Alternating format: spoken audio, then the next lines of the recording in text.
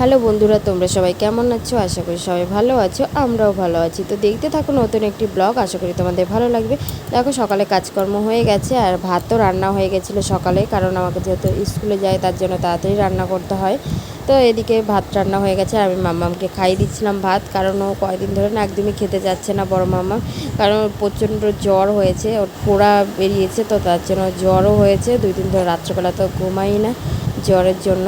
আর এদিকে আজকে টিফিনে দিয়েছিলাম চাউমিন, আর দেখো দুপুরে রান্না করবো, তো তার জন্য আমি ভোলা মাছ নিয়েছিলাম, তারপর কারকল নিয়েছিলাম আর চিচিঙ্গা আর দিয়ে হচ্ছে।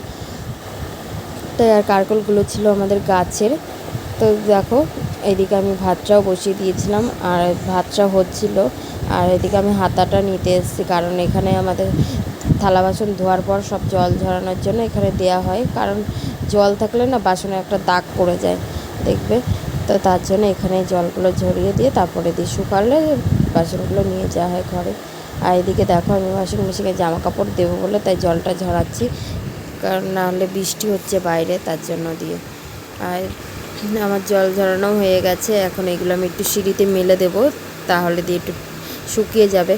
ছোটো মামামেরও কাঁথা আছে, তো হচ্ছে না শুকোলেও শুতেও পারবে না, তো তার জন্য না হলে প্যাম্পাস নিয়ে আসে একদিন যদি না শুকায়।